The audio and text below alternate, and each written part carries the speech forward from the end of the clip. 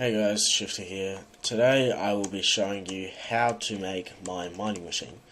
This isn't very complicated, it's one of the easiest things that you can create in my opinion, but the behind the scenes part, I guess you could say, where you need to make the MFFS stuff is probably one of the more complicated parts of it. The first thing you need to do is obviously get an area where you can place this machine.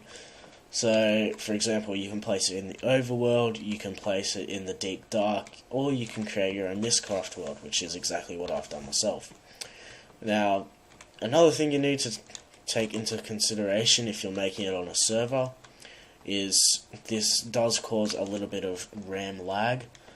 As you can see, I'm using 2 gigs of the 3.5 I've dedicated, which I don't think I need more RAM dedicated to it, just because if you are using over 4 gig then you should probably not use this machine. Now you can increase the size or decrease the size depending on your preferences. If you're running on a lower tiered computer, then you may want to decrease it to maybe 8 long or something like that instead of the full 16 blocks. But if you're running on a balls deep computer, then I guess you can make it as big as you want. So, the main pointers is, well, I'm hoping to show the main pointers to give you a rough idea of what you need to do to build this thing and to give you enough information. So, obviously, is you need mining wells. You can use either these or the mining well pluses, which I have at the moment with Silk Touch 1 and Unbreaking 3. Or you can just use regular mining wells. The next thing you need is some power, so I've just got a tesseract with some conduits coming out of it into the mining wells itself. And then you need at least one cable to go into the controller, which goes into a storage bus, which basically places all the items in here and awaits to be collected by your storage system. So now to go into the difficult part, the force manipulators. These things can be a real hassle at times. I've been having a lot of problems with them for a little bit, but I think I've got it figured out now. So these interfaces, once you get what they are and what they mean, it's actually very simple to understand. So with these things, which are the scale modules, which is 2 focus matrices, which is some steel, some redstone, and a diamond. They're fairly easy to make. You will be using under a stack, so it's pretty good. And even under half a stack. So, a thing that you do need is a cube module, which basically makes it in a cube form. So, for example, if you wanted to make something round, you would be using a sphere module or something like that. So, what this is basically telling us is forward, which is apparently that way, back, which is that way, then left and right, left, right.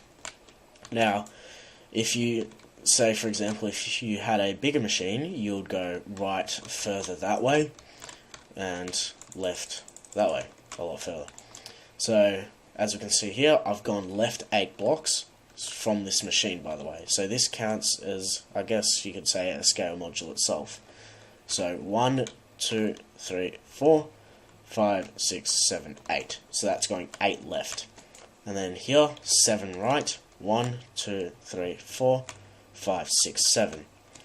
And then apparently 4 back, or 4 front, or forwards. 1, 2, 3, 4. I'm going to add one more.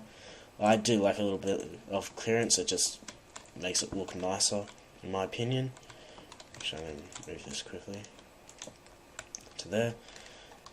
And again, 6 back. So 1, 2, 3, 4, 5, 6 back. So that's all you need. So there we go. Now I can take this one out. There. So 1, 2, 3, 4, 5, 6 back. And 4 forwards. So, the problem, well, I don't think it's a problem, I think it's actually a better thing to do. Now, the creator of this mod has made it so if this was to move something, this would still stay there. So, if we have the this just move the entire machine, it'll move the entire machine, but this will still be there. So, to counter that, we add another force manipulator in to basically just move this one forward. So basically this one here will move the entire machine, except for itself, and then when this one gets powered, it'll then move this one, forward one, into this one, which will get powered, and so on and so forth. Now, this is giving the power, so you have this thing, the capacitor. You don't need these upgrades, I just put them in there because I can. And that's really it. There's nothing much to it.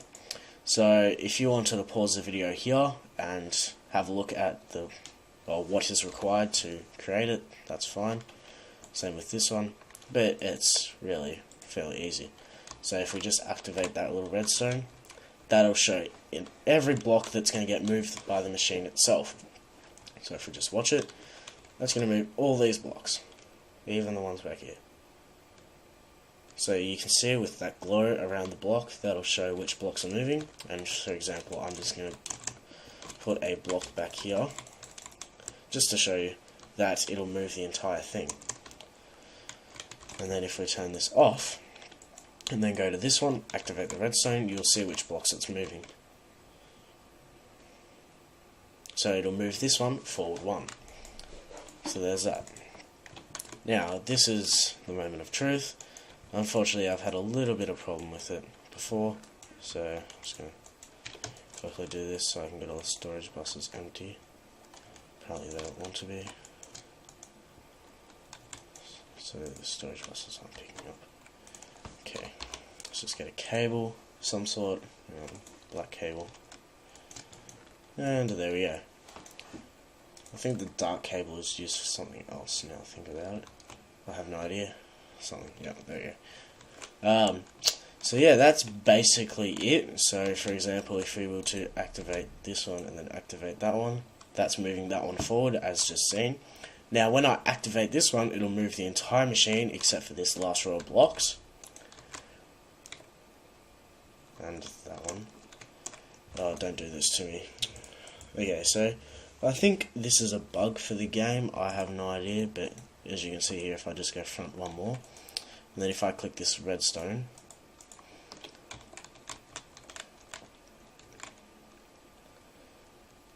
as you can see, it'll say it's going to move all this, apparently. And if I add one more block here, it should move that as well. Now, when I activate the button again, it should move this one forward. Yep, as seen. I'm just going to get rid of that. And then if I activate this one, it should move it. Yep, there we go. So now it's actually working again. Yay. Which is exactly what I want. And what you want for your machine. Now if I activate this one again, it'll move that one forward. Just to test it out. We'll see. Come on.